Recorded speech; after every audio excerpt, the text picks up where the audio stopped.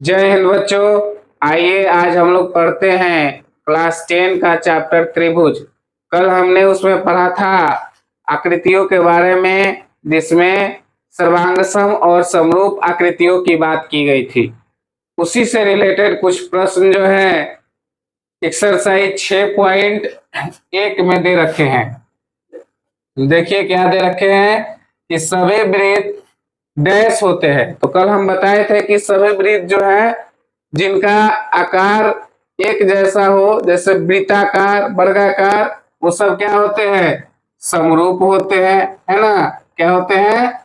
समरूप होते हैं। कल ही हम बताए थे।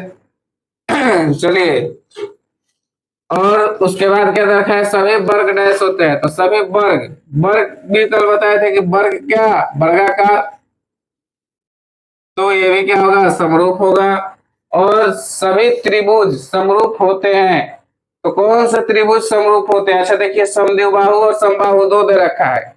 समद्विबाहु मतलब जिसका दो गो भुजा बराबर हो, जैसे मैं कहूं तो इसका इसका भुजा बराबर है, यह भी समद्विबाहु ही होगा। अगर देखा जाए, मिस्टेक से बन गया, कहीं मिस्टेक हो रहा है बाबू। समद्विबाहु ये भी हो सकता है, यानी दो को भुजा बराबर हो तो समद्विबाहु हो जाएगा। लेकिन आकार बराबर नहीं ना है जी। तो जब आकार बराबर नहीं है तो समरूप नहीं होगा। लेकिन समबाहु त्रिभुज में फिक्स है कि वो ऐसा ही रहेगा, और प्रत्येक एंगल जो है 60 डिग्री का होगा। ये फिक्स है समबाहु में। तो ये क्या होगा? प्रत्येक, सभी जो त्रिभुज होते हैं समरूप, कौन से त्रिभुज होते हैं? समबाहु त्रिभुज। ठीक है, चलिए आगे बढ़ते हैं।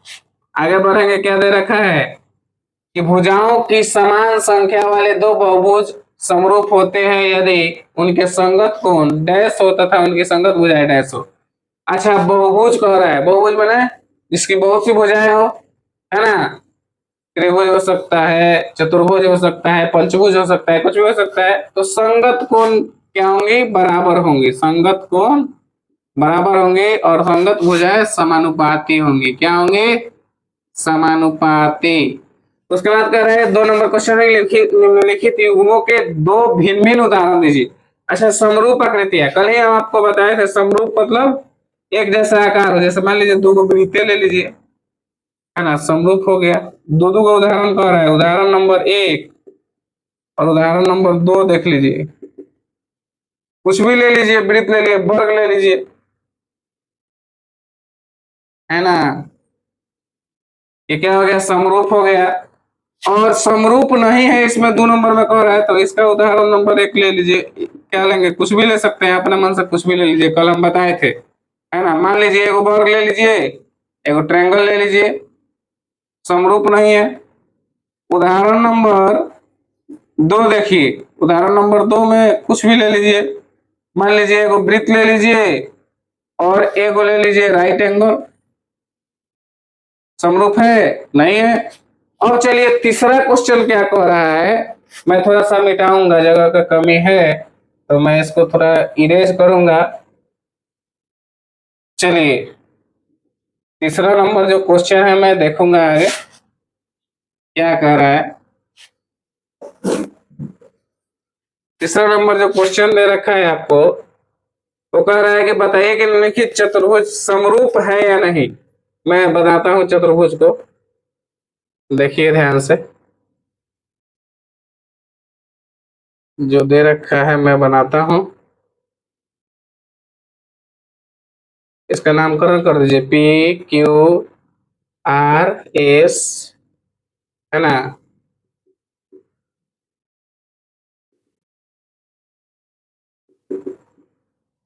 चलिए, एक और दे रखा है, वर्ग दे रखा है।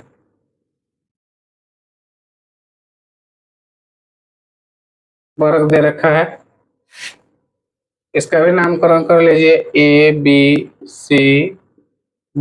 इसका प्रत्येक भुजा भी दे रखा है ना? और पूछ रहा है कि ये जो चतुर्भुज है समरूप है या नहीं, है या नहीं, यही हमें बताना है ना। मैं थोड़ा सा और इरेज कर लूं, चलिए। अच्छा ध्यान दीजिए, ये दे रखा है कि समरूप है या नहीं है ना। तो ध्यान से देखेंगे, यहाँ भुजाएं देखेंगे तो डेढ़, डेढ़ का डबल करेंगे तो 3, यहाँ पे 3, यानी भुजाएं समानुपात हो जाएंगी, बराबर हो जाएंगी। लेकिन कोण देखेंगे तो यहाँ न्यून कोण है और यहाँ राइट एंगल है, समकोण है, तो ये समरूप नहीं होगा, है ना। यानी इसका रूल यही ना है कि संगत कोण आपस में बराबर होना चाहिए, या फिर संगत भुजा संगत कोण दोनों बराबर होगा तब ये समरूप होगा, और नहीं होगा तो नहीं होगा। जैसे देखिए, अब यहाँ देखिए न्यून कोण है तो लिख देंगे, डायरेक्ट लिख देंगे कि नहीं, यह समरूप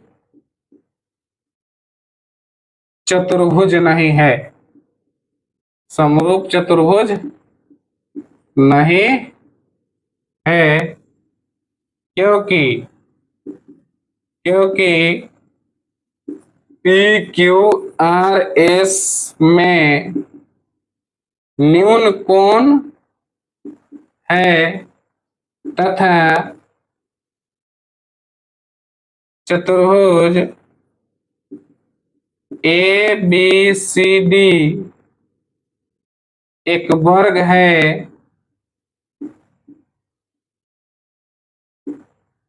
जिसका प्रत्येक कोण 90 डिग्री यानी समकोण है।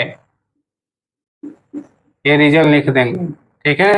अब मिलते हैं अगले एक्सरसाइज में, तब तक के लिए थैंक यू।